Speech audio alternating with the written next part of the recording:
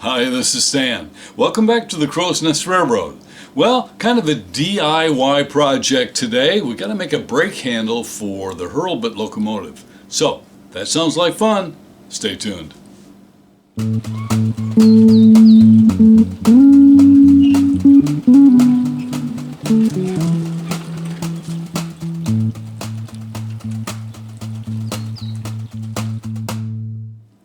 Well, you may have seen some of the videos here on this channel recently about the Hurlbut locomotive. It's a gasoline-powered locomotive from the 50s that's being restored, and we're going to use it on the Sahuaro Central to pull passengers on the 15-inch gauge railroad. Well, I thought it might be interesting to see what goes into even a tiny little project, one of many on this Hurlbut locomotive. We're going to start over at Bob's shop. I'm going to prepare some steel. We have to have a handle for the pony brake so that you don't need two hands to operate the brake lever. We're going to start over in Bob's shop, and then we're going to finish up over here at my shop and do some of the woodworking. Now, maybe you're not into restoring locomotives, but you might need a wooden handle for a knife or some other project, so hopefully it'll be interesting for you. Well, let's head over to Bob's shop. We're going to think about fabricating a little bit of a release handle here. This is the pony brake, and we want to be able to squeeze and lift this rod up so that it can be notched at the different brake levels. So we're going to start to fab that. Well, this is going to be fun. Bob's going to let me take care of this project. Here he is laying out on a piece of steel what he wants. You can see the L shape there of the steel. So let's get busy. I'll take it over to the bandsaw and start cutting. I'm going to speed the camera up quite a bit so that you don't have to put up with all the excruciating detail. Actually, it cuts rather slowly, and we want a pretty good cut. So, I'm going to use technology to speed up the process.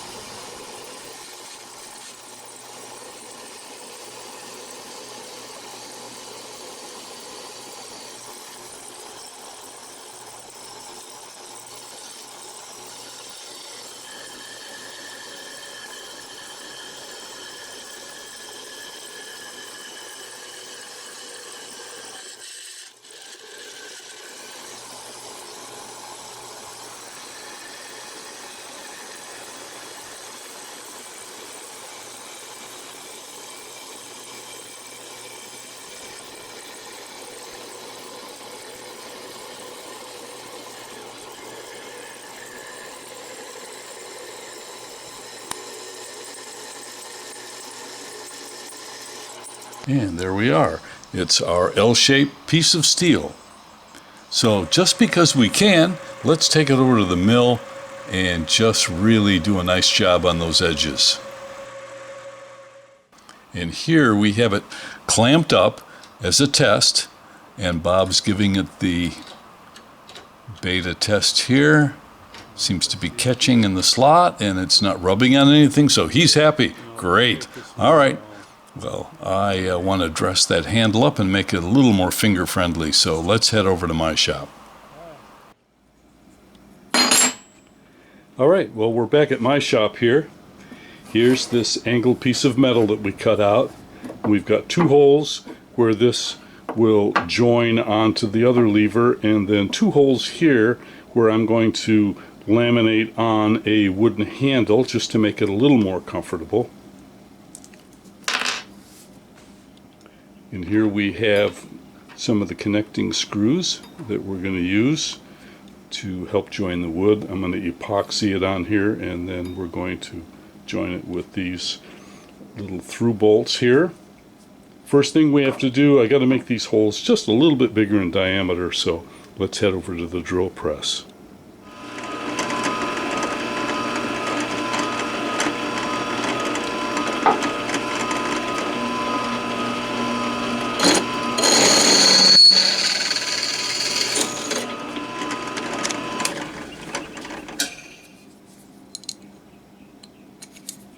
Alright, these fit through there, 1/4 inch holes, that'll be great. Now for some handle material.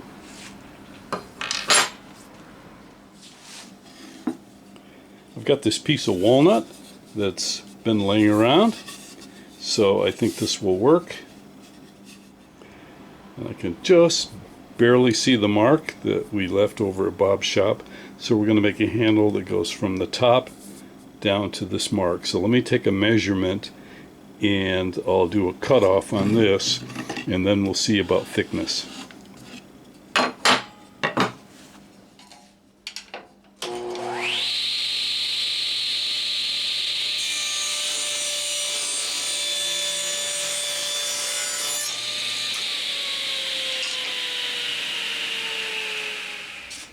Alright, I have the two handle pieces that I ripped on the table saw.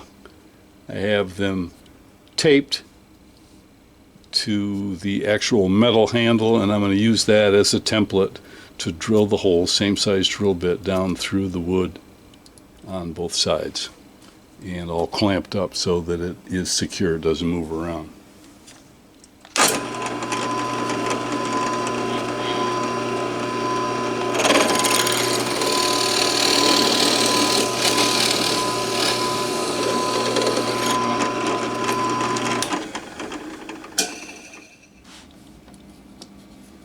Alright, you can see it's just kind of rough together. I've got our two slices here and these connecting bolts. But what I'm going to do is I'm going to take this Forstner bit and I'm just going to put a little bit of a recess on the outside so that the edge of these screws here will sink down in just below flush. The tops we still may be able to feel, but at least the edge will be down below the surface of the handle.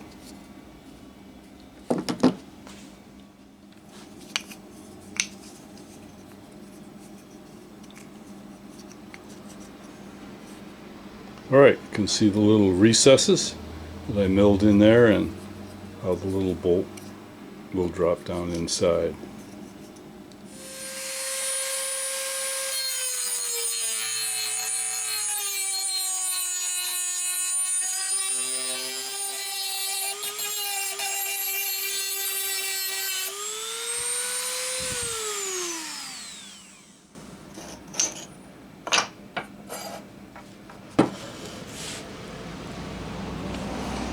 Okay, you can see that I roughed it and scored it up, the inside of the wooden handles and both sides of the metal angle.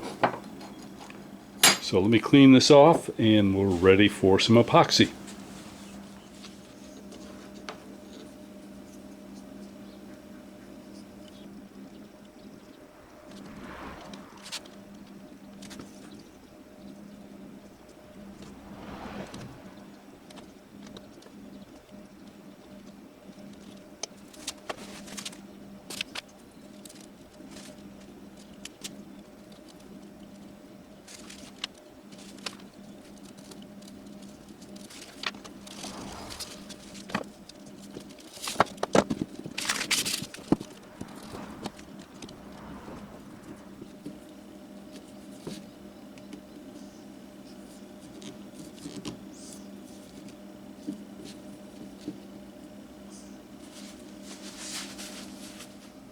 Alright, let's let that epoxy set up for an hour or two.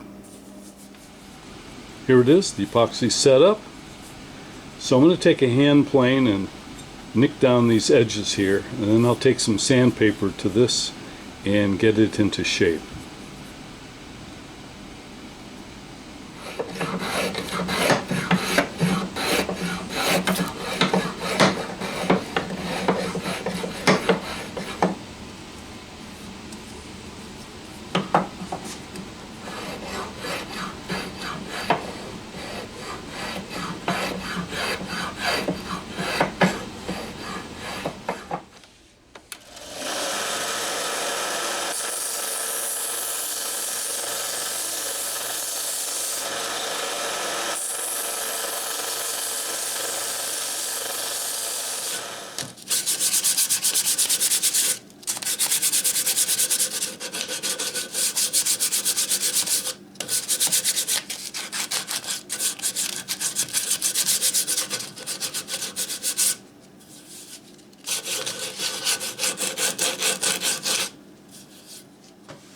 Alright, that feels buttery smooth, no matter which hand. Remember, the lever is going to come up here, and you're going to grab this, and that's going to release that notching mechanism as you apply different amounts of brake. So I think this is going to work out good.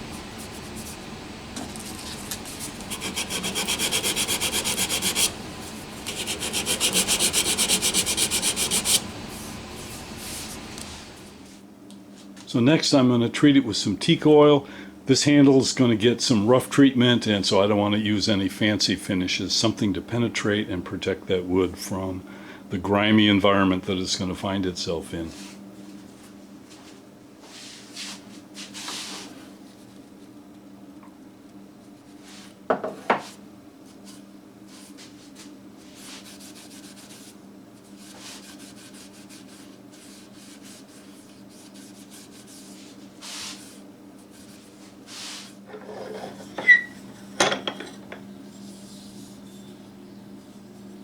Alright, there it is.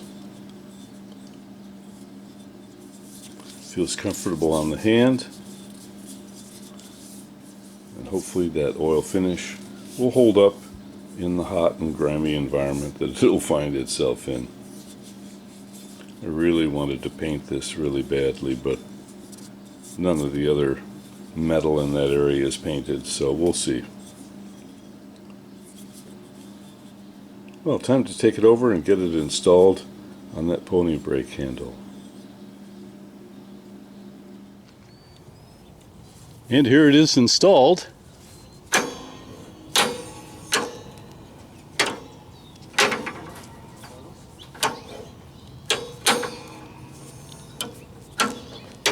Ready to do some one-handed braking. Well, I had a lot of fun making that little brake handle.